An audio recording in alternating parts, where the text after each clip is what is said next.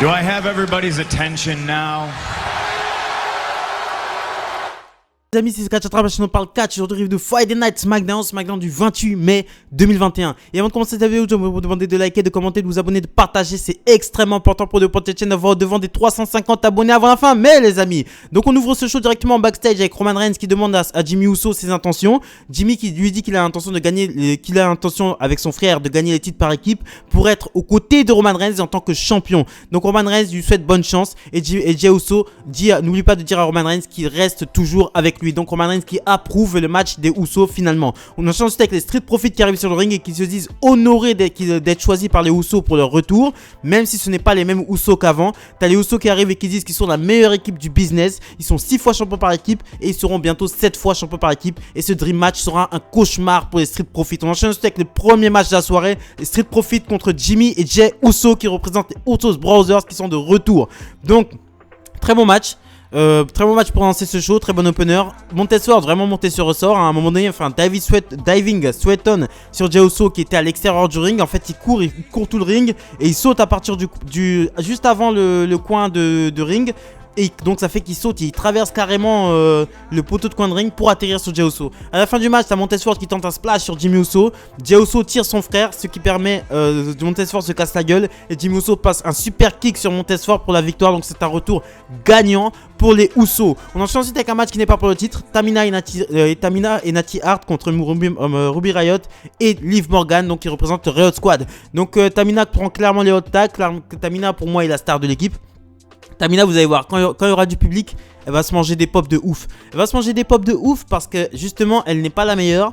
Mais elle tente des choses, elle fait vraiment des efforts de ouf et ça se voit. Contrairement à une autre personne, dont j'en parlerai en fin de vidéo. Mais Tamina fait vraiment des efforts et elle va vraiment être extrêmement appréciée du public. Et c'est elle qui donne la victoire à son équipe avec un Superfly Splash sur Ruby Riott. On enchaîne ensuite avec un segment backstage. T'as Jimmy Uso qui demande à Adam Pearce, vu qu'ils ont gagné contre les Street Profits ce soir, il demande un match pour les titres par équipe la semaine prochaine. Ce que Adam Pearce accepte. On enchaîne ensuite avec Carmella contre Bianca Belair. Bayley est au commentaire. Victoire de Bianca Belair avec son KOD. Et ensuite t'as Bayley qui pète un cap contre Michael Cole. Parce que Michael Cole, quand Bianca Belair a gagné, elle a dit Baylanka. Donc elle a fait une association des deux. Il a fait une association de Bayley et Bianca Belair. Sans faire exprès et ça a fait péter un câble à Bayley. Donc on enchaîne avec Seth Rollins qui arrive sur le ring et qui nous dit qu'il est là pour se battre. Il a dit qu'il est là ce soir pour se battre. Il demande à Cesaro de venir mais Cesaro ne vient pas. Donc Seth Rollins lui dit que Cesaro n'est même pas là pour le plus grand jour de l'année pour lui parce que c'est son anniversaire. Et ensuite il se fout de sa gueule et il commence à dire que en fait Cesaro l'a poussé dans ses retranchements. C'est pour ça qu'il a attaqué, mais ce n'est pas de sa faute. C'est notre faute. C'est de notre faute parce qu'on lui a fait croire à Cesaro qu'il pouvait le battre. Et que c'est pas de sa faute, c'est de notre faute. Et lui il a les mains propres et nous avons les mains sales. On enchaîne avec un match pour le titre intercontinental. Apollo Crews contre Kevin Owens. C'était un bon échange très dynamique. À un moment donné, t'as Kevin Owens qui réussit à placer un stunner sur Apollo Crews et qui s'est apprêté à faire le compter et à remporter le match. Mais t'as le commandant Aziz qui met un Nigerian Nails directement dans la glotte de Kevin Owens. Kevin Owens ensuite se tord de douleur. Donc ça fait que Apollo Crews gagne par disqualification. Donc voilà, Apollo Crews gagne par disqualification encore grâce au commandant Aziz. On enchaîne ensuite avec un segment backstage. T'as Roman Reigns qui dit qu'il était avec Jey Uso. Il dit à Jey Uso qu'avec lui il était dans le main event. Les deux ils dirigent SmackDown. Et quand son frère revient, il est dans les matchs d'ouverture. Donc il ne veut pas qu'il revienne au même endroit. Il ne veut pas que les gens se demandent lequel il est. Donc Roman Reigns qui essaie de manipuler Jey Uso. Manipuler vraiment psychologiquement Jey Uso pour qu'il revienne avec lui dans le main event parce que Jey Uso du coup maintenant fait les matchs d'ouverture et les titres par équipe c'est pas le main event, je suis désolé. Donc Roman Reigns qui est toujours est extrêmement bien écrit comme un manipulateur. Là comme il sait qu'il n'y arrivera pas, il n'arrivera pas spécialement à séparer les deux frères parce qu'ils ont gagné les matchs par équipe, donc ça les galvanise. Donc il essaye de manipuler Jey Uso en lui disant que quand il est avec son frère, on sait même pas lequel des deux est lequel et ils font des matchs d'ouverture, alors que quand il est avec lui, ils font le main event et c'est Jey Uso main event. Donc c'est hâte de voir comment va se profiler cette histoire. Et j'ai hâte de voir comment cette histoire va se conclure. Et Roman Reigns n'a toujours pas de challenger pour Hell in a Cell. Donc c'est la semaine prochaine, je pense qu'on aura vraiment un peu plus d'éclaircissement sur le sujet. Mais Roman Reigns n'a toujours pas de challenger pour Hell in a Cell. On enchaîne ensuite avec Otis qui attaque Shinsuke Nakamura avant son match contre Chad Gable. Ce qui nous amène au prochain match. Shinsuke Nakamura contre Chad Gable accompagné de Otis.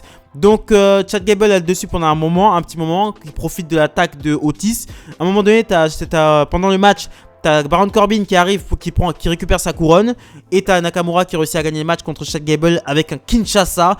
Et ensuite t'as Baron Corbin qui est sur le stage et qui nargue Shinsuke Nakamura avec sa couronne. Mais t'as Rick Boobs, le guitariste officiel de Shinsuke Nakamura, qui attaque Baron Corbin par derrière. Il laisse tomber la couronne, Nakamura récupère sa couronne pour conclure ce segment. On enchaîne ensuite avec un segment backstage. T'as Kevin Owens qui demande un rematch face à Apollo Crews la semaine prochaine. Adam Pearce accepte et il dit que le commandant Aziz sera banni des abords du ring. On enchaîne ensuite avec Rey Mysterio qui se fait attaquer en secret dans les vestiaires et qui est pris en charge par les officiels. Donc je suppose qu'il s'est fait attaquer par les Dirty Dogs, Dolph Ziggler et Bobby Roode, pour pouvoir s'occuper de Dominic parce qu'ils ont un match pour le titre par équipe maintenant. Donc match pour le titre par équipe qui est aussi le main event of the evening. Donc les Mysterio du coup Dominic Mysterio contre Ziggler et Bobby Roode. Donc c'est Dominic Mysterio qui commence le match, bon solo bien entendu. Il y a un truc qui m'a vraiment dérangé pendant ce match, ça m'a vraiment fait sortir du match. T'as Dominic qui à chaque fois tend la main vers le coin opposé alors qu'il sait que son père n'est pas là. Son père il est blessé, donc il tend la main vers quoi? Il tend la main vers quoi? Je sais pas, il tend la main, il sait très bien que... Qu'est-ce que c'est que cette écriture de merde? De toute façon... Bon, le match se poursuit. Bien entendu, Rey Mysterio, t'as Bobby Roode qui s'apprête à faire un slam sur Dominic. Rey Mysterio arrive, ça coupe, ça déstabilise Bobby Roode. Donc Dominic en profite pour faire un roll-up sur Bobby Roode pour la victoire. Donc les champions qui conservent. Et ensuite t'as les Jey et Jimmy Uso qui viennent faire face aux champions par équipe qui s'affronteront la semaine prochaine. Rey Mysterio et Dominic Mysterio. Les choses se finissent sur les deux équipes comme ça se faisant face. Donc bon épisode de SmackDown. Je vous ai dit quand je parlais de Tamina que j'avais un problème avec une personne que j'allais en parler. Dominic. Pour moi c'est symptomatique. Ce qui s'est passé, l'écriture de ce match est symptomatique de ce qu'est Dominic. C'est un enfant pourri gâté qui n'a jamais été inquiet pour son avenir et qui s'est jamais dit je vais apprendre à catcher avant d'arriver à la WWE. Rey Mysterio est venu à la WWE pour pouvoir faire rentrer son fils, hein. C'est sa seule raison pour laquelle il catch encore, hein. C'est pour pouvoir mettre son fils bien. Ça faut se le rentrer dans le crâne. Voilà, il a voulu faire rentrer son fils. Il a réussi à faire rentrer son fils. Mais son fils n'a fait aucun effort. Ni physiquement. Il s'est jamais entraîné. Il y a plein de catcheurs de la seconde génération. Mais qui s'entraînent quoi. Qui veulent faire qui veulent se faire une petite réputation dans les indies. Matt Riddle, après avoir fait son truc de UFC là, il devait venir directement à la WWE, mais il a dit non. Il a dit qu'il voulait faire des indies. Il voulait se faire un nom avant d'arriver à la WWE pour avoir une sorte de background ou avoir une sorte de crédibilité. Là, Dominic n'a aucune crédibilité. Je peux pas croire que ce mec-là batte Bobby Roode et Dolph Ziggler, deux vétérans des rings. C'est impossible. Pour moi, c'est impossible. Et c'est quoi ces bras? C'est quoi ce physique? Je sais pas, travaille ton physique, mec. Travaille ton physique, tu vois des catcheurs bien gaulés, tout, toi t'es là, t'es comme ça, tout frêle, t'es tout pâle gros. Déjà il a pas la gueule de l'emploi. Déjà, ok, s'il aurait vraiment, il aurait vraiment, comment dire, parce qu'il il a une gueule de outsider en gros, de mec qu'on croit pas sur lui, qu'on mise pas un euro sur lui, mais qui arrive.